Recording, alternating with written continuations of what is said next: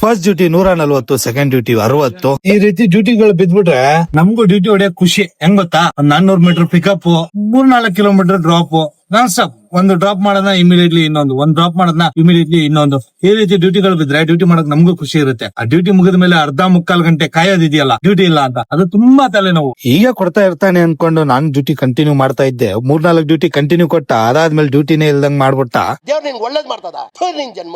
Duty ಬೀಳ್ತಾ ಇಲ್ಲ ಅಂತ ಅವ್ನ್ ಟೀ ಕುಡ್ಕೊಂಡೆ. ಅದಾದ್ಮೇಲೆ ಸ್ವಲ್ಪ ಮುಂದೆ ಬಂದು ಹೊಟ್ಟೆ ಚೂರ್ ಅಂತೈತೆ ಅಂತ ಇಲ್ಲಿ ಬಂದ್ರೆ ಇವ್ರು ನೋಡಿದ್ರೆ ಇವತ್ತು ಕ್ಲೋಸ್ ಮಾಡ್ಕೊಂಡ್ಬಿಟ್ಟವ್ರೆ. ಇಲ್ಲಿ ಪರೋಟ ಚೆನ್ನಾಗಿ ಸಿಗುತ್ತೆ ಅಂತ ನಾನು ಎಲ್ಲೂ ನಾಷ್ಟ ಮಾಡಿರ್ಲಿಲ್ಲ, ಊಟ ಮಾಡಿರ್ಲಿಲ್ಲ. ಇಲ್ಲಿಗೆ ಬಂದ್ರೆ ಇವ್ರು ಕ್ಲೋಸ್ ಮಾಡೋರು. ಇವತ್ತು ದುಡ್ದಿದ್ದು 500 ರೂಪಾಯಿ, ಅದ್ರಲ್ಲಿ 391 ರೂಪಾಯಿ ಗ್ಯಾಸ್, 100 ರೂಪಾಯಿ ಊಟ, ತಿಂಡಿ, ಟೀ, ಕಾಫಿ. ಅದೇ ಗ್ಯಾಸ್ ಬಂಕ್ ಅಲ್ಲಿ ನಮ್ಮ ಯಾತ್ರೆಯವ್ರು ಕೂತಿದ್ರು. ಹಿಂದೆ ಸ್ಟಿಕ್ಕರ್ ಹಾಕಿದ್ರೆ ಕೇಬಲ್ ಕೊಡ್ತೀನಿ ಅಂತಂದ್ರು. ಆಯ್ತು ಹಾಕೊಳ್ಳಿ ಸ್ಟಿಕ್ಕರ್ ಅಂತಂದೆ. ಸ್ಟಿಕ್ಕರ್ ಹಾಕಿದ್ರು, ಕೇಬಲ್ ಇಸ್ಕೊಂಡೆ. ಮುಂದೆ ಬಂದು ನಮ್ಮ ಯಾತ್ರೆ ಸ್ಟಿಕ್ಕರ್ ನ ತೆಗೆದು ಬಿಸಾಕ್ದೆ. ಸ್ಟಿಕ್ಕರ್ ಹಾಕೊಳ್ಳಿ 1-2 ಅವರ್ ಆದ್ಮೇಲೆ ಮತ್ತೆ ಅದು ತೆಗಿಯಕ್ ಹೋದ್ರೆ ತೆಗಿಯಕ್ ಆಗಲ್ಲ, ಹೆವಿ ಗಲೀಜ್ ಕಾಣುತ್ತೆ. ಅದಕ್ಕೆ ಸ್ಟಿಕ್ಕರ್ ಇಮಿಡಿಯೇಟ್ಲಿ ರಿಮೂವ್ ಮಾಡ್ಬಿಟ್ಟೆ. ಡ್ಯೂಟಿ ಯಾವ್ದು ಬೀಳ್ತಾ ಇರ್ಲಿಲ್ಲ. ಅಂಗಡಿ ಹತ್ರ ಬಂದು ಸ್ವಲ್ಪ ಹೊತ್ತು ಕೂತು ಟೀ ಕುಡ್ಕೊಂಡು ಮತ್ತೆ ಡ್ಯೂಟಿ ಸ್ಟಾರ್ಟ್ ಮಾಡಿದೆ. ಯಾವ್ದು ಬೀಳುತ್ತೆ ಅದನ್ನ ಡ್ಯೂಟಿ ಮಾಡ್ಕೊಂಡಿದ್ದೆ. ಅಮ್ಮ ಹೇಳಿದ್ರು 8 ಗಂಟೆ ತನಕ ಡ್ಯೂಟಿ ಮಾಡ್ಕೊಂಡು ಆರಾಮಾಗಿ ಬಾ ಅಂಗಡಿ ಹತ್ರ, ಅಂಗಡಿ ನೋಡ್ಕೊಂಡು ಕೂತ್ಕೊ ನೀನು ಅಂತ. ನಮ್ದು ಆಟೋ ಡ್ಯೂಟಿ ಮುಗೀತು. ಇವಾಗ ನಮ್ಮ ಅಮ್ಮಂದ ಅಂಗಡಿ ಡ್ಯೂಟಿ ಮುಗೀತು. ಇವಾಗ ನಮ್ ಡ್ಯೂಟಿ ಸ್ಟಾರ್ಟ್. ಮೇಡಮ್ ಕಷ್ಟ ಅಲ್ಲ ಇನ್ನೇನ್ರ.